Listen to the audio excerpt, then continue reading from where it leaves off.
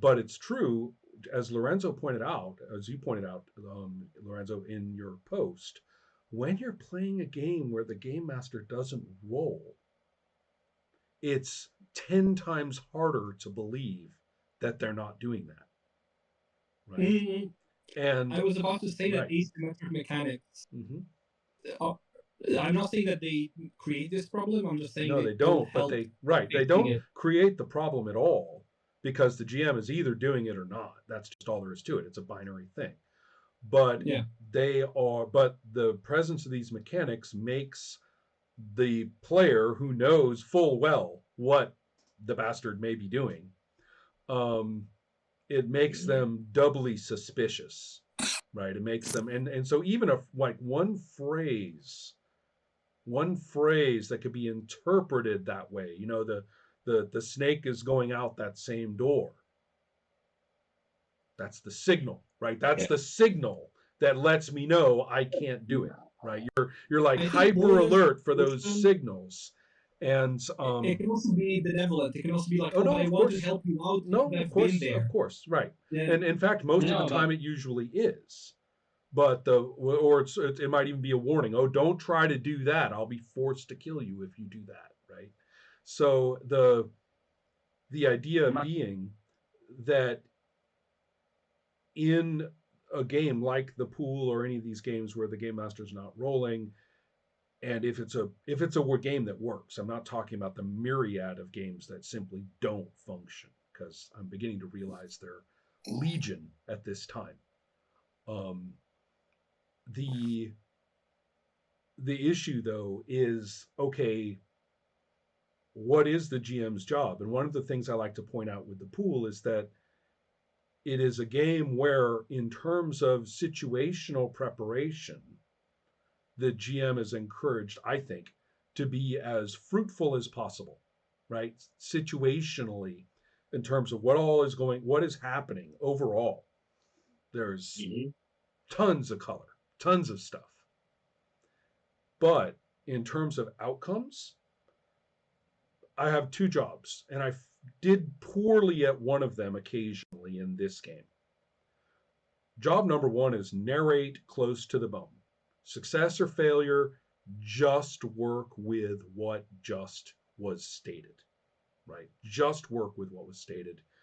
Do not create interesting, there's the word menu. Do Mm-hmm. not create, you know, remarkable consequences, right? Twists or anything like that with a narration of a success or a failure. It just is what it is.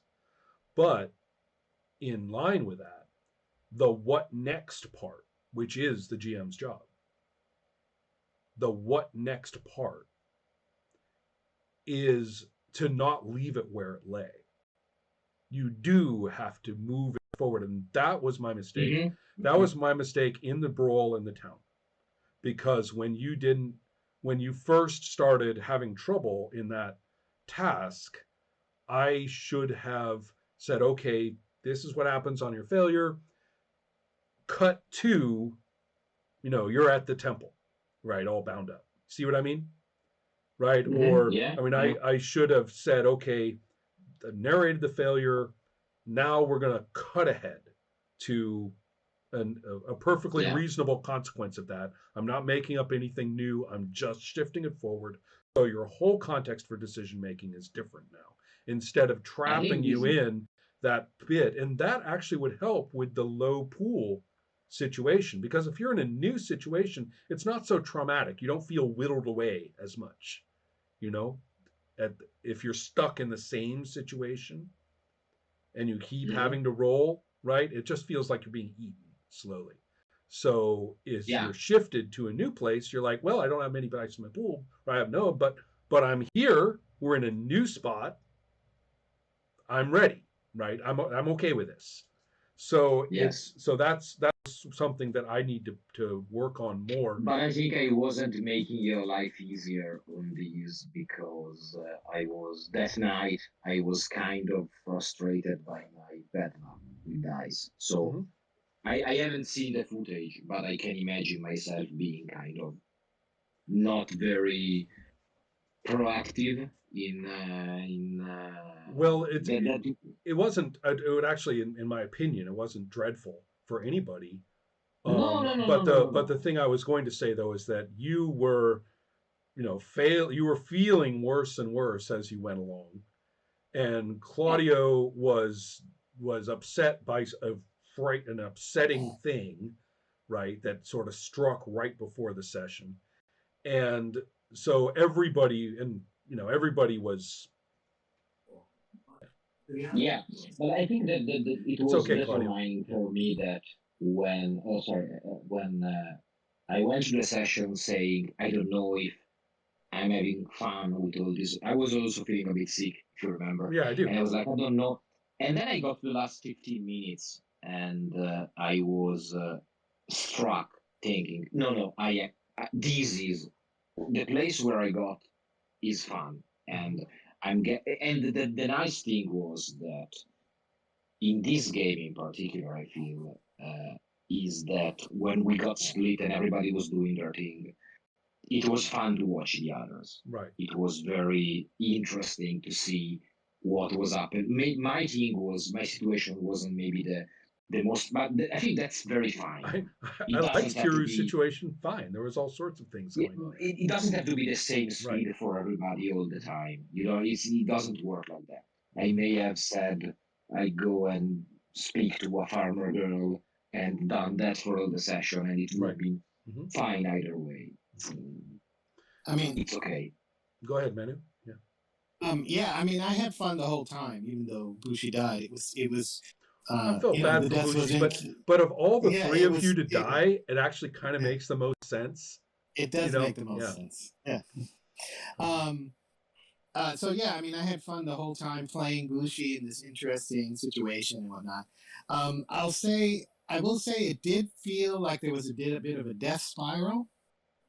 There is a death spiral on the pool itself. Yes, that's true. Yeah, and it was a little bit towards the end when I had no. Well, actually, it happened twice. I blew. Oh, you blew a big pool twice. Yeah. Yeah, twice. You didn't misplay at all. You did exactly the right thing. You went down and you played your traits and built it back up. You did exactly the right thing. It's just that your fate was. It was in the lap of Allah, man. Your fate was written. So, go ahead, Claudia. But, oh, sorry. I just I wasn't quite done. Yeah. I did play. I played a game of pool with Santiago, and we used the rule with the one that you disavowed. The one like in between sessions, you bring it back up to like a certain minimum number. Right. I think it was 9. Mm-hmm. And I thought that worked in that game. It worked well. He still had some spectacular failures. So the fact that he had his pool got higher, it didn't seem to make the game too easy. Right. That's true. So yeah, so that's something that maybe 9 is too much, and maybe it should be something like 5 or something like that. But that's something maybe a dose in the beginning of the session may not be the worst thing. I actually think. Hold on a sec, Claudio. I actually think that one of my things about the pool is that there just simply is a way to play when you are low, and it may happen to you again. It may happen to you again. Right. That's true.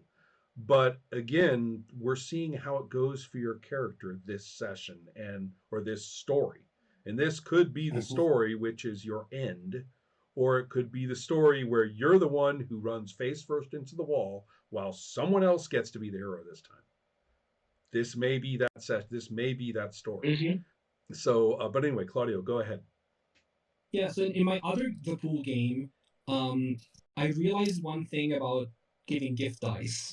And it's something that you also said in understanding the pool document, and I hadn't really understood it before I did it, which is like you said like you may give gift dice for any of these reasons, and you list a bunch of reasons, and then like you might surprise yourself at like how which of these you actually use in game, despite what you might say you will not use. God, I wrote And that so so one long ago. I didn't even remember that part until just now.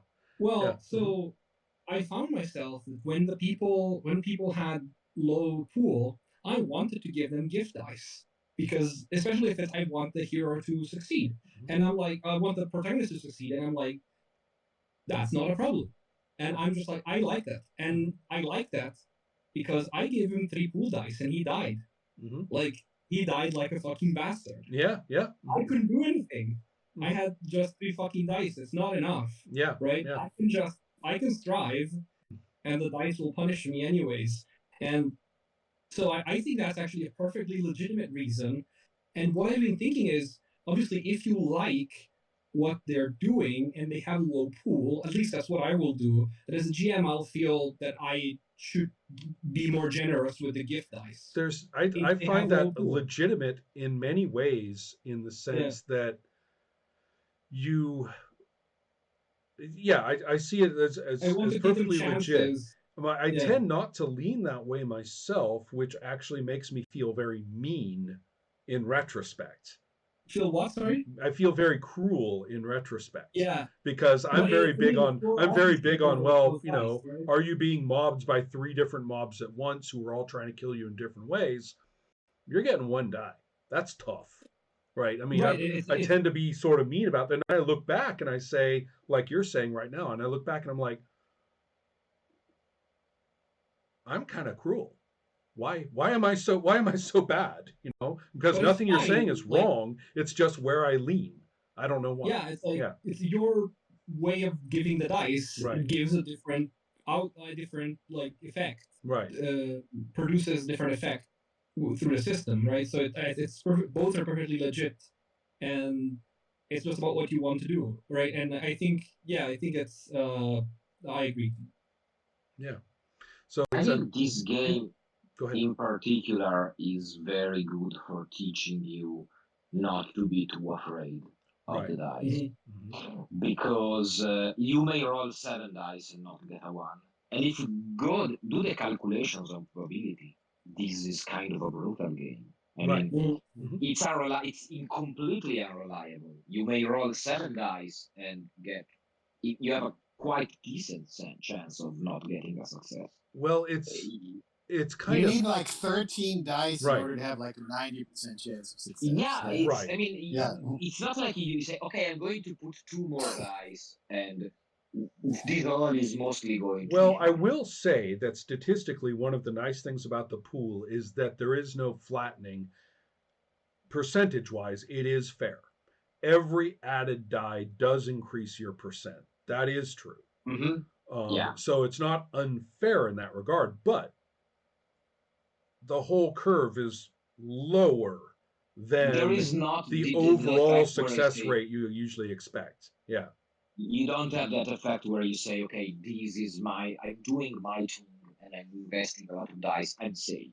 You Right. never feel like you are safe. Also, because if you fail, you have this very palpable. And I think the other interesting thing is that there is a lot of obsession about having incremental mechanics that tell you how wounded you are, how unlucky you are, how out of mana you are, how spent you are, etc. And the pool doesn't do this. It gives you never have less to do. You may have fewer dice to invest. You may have to play a bit differently. But that's another thing that you have to get your stride with as a player, I think mostly, which is that I was rolling 5 dice now, and I had no dice in my pool. We were sad. And I was rolling 7 before, and the reason that, right. And I was feeling and safe. Manu got a 1 on 2 dice at one point, if I'm not mistaken. Right? When you slapped the tea out of Baroa's hand, I think you were working with very few dice. Imagine how exciting it is to get a 1 when you're rolling only one die. Yeah. Oh yeah. So, yeah, it's Well, this is the it, important thing, though. And it's still 1 in 6. It's not that low. yeah. Right. No. When the dice in the pool do everything that we want dice to do, a success on few dice, a failure on lots of dice, but statistically it tracks the dice statistically, but those things happen, right? Isn't that what dice are supposed to do in a role-playing game? Yeah. But everyone bitches about it. It's so interesting that everyone complains about the pool, which is the most honest game about exactly what we all say we want dice to be able to do. Well, isn't it more like it's the degree of it, right? Like in order to have like better than a 50% chance, you need like 5 or 6 I've played dice, or RuneQuest 4. where I think I've played 4 to RuneQuest where 6. no one had a skill of higher than 50%. And they didn't complain in that case. It's well, for one Or thing, you are improving. You when you're that low, you tend to get improvement checks I see. frequently, and you tend to make them. So Gotcha. you see a change. But the fact is that the only time that people haven't complained, that when I have played beginning textual second edition RuneQuest from the beginning, when I've done that, I stuck very carefully to the concept that the characters were all 16 years old. And in a very, very adolescent coming of age context. So no, they were not going off as warriors and adventurers Right. and striding Yeah, out that's not into there bad. with all their equipment, right? They didn't look like adventurers. They looked like scrubby teens. And in that sense, we found those low percentages actually to work very well.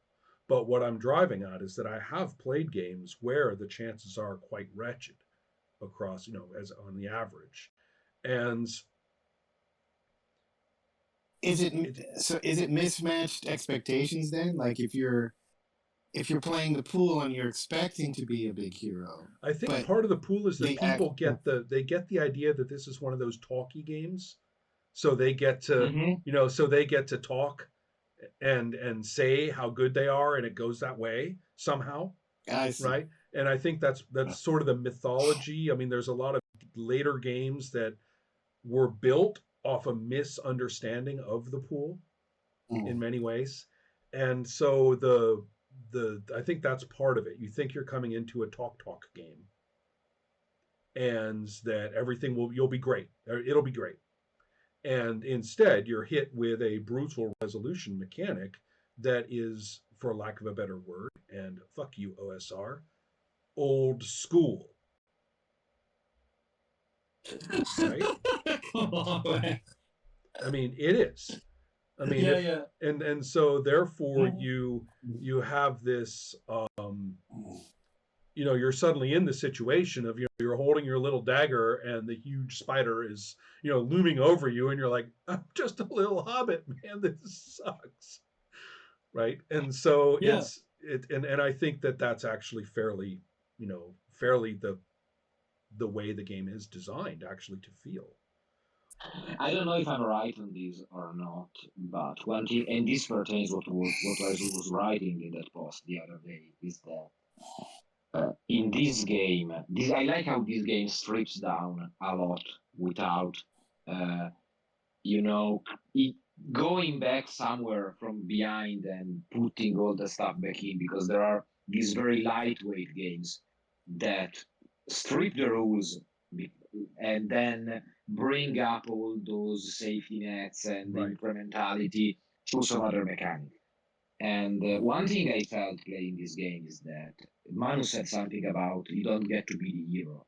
But as I was saying, when I play Pathfinder, people are saying, okay, I'm rolling this check and I want to do this and that, and I get +2 and that to do this. And then you roll. And the only thing that can come up on this roll is disappointment. Because either that doesn't happen, or it happens and you have already played. Right, exactly. It's done. You just Very say much. it's true. Right. You just say it's true. Right. So in this game, if I fail my roll, Ron is going to narrate something. And I may be heroic in that something, and it may be fun. Exactly. Right. Something is going to happen. It's not like, okay, you fail, nothing happens. It's okay, Right. this doesn't go your way, and it may be the greatest scene ever, in a way. Right. And And I I think agree. That's that part is what I think people needs to get from a resolution system. It's what I'm very pissed off at in Blades in the Dark, for example, which is that you can't say I'm going uh, to have you narrate events, and then I'm going to say, but if this narration isn't fine, you can do this to undo it or to massage it or to control it, because the dysfunctional part was the narration. Then we need to teach people that you can narrate failure in a way that isn't. You can narrate failure in the way that you want. Yeah, that is it doesn't have to be. It doesn't have to suck. Right. You may fail, but it doesn't have to. It may be a lot of fun to fail. Well, everything you wrote about considering succeeding in a role somehow means you're winning as a person, which is much more like gambling mentality than role playing. The idea that I mean, we have seen we have seen people roll poorly, and that makes them the butt of jokes, right? Makes everybody teases. And I've actually never seen that. Really? Like I hear people, yeah, because I mean, I tended to play in my. I've never thought of doing that, and I've learned role playing through my own means. Right. So I've actually that's very very new to me that people do that. Yeah. No. We have been absolute monsters. Yeah. Yeah. We have beat on turn. I've heard of it many times. Yeah. I know it happens. It's just so ludicrous to me that somebody would do that I've never. the times when it's functional are in a game like the Great Orc Gods or other very comedic competitive games. Like in which case, trash talking is actually a source of hilarity for its target, and is more like, I'll get you the next time, kind of a an approach. That's what my pirate game does. That's like if you fail, it's mandatory that you are humiliated. Right, but it's part of the whole thing, and it's so we're not talking about the same thing here.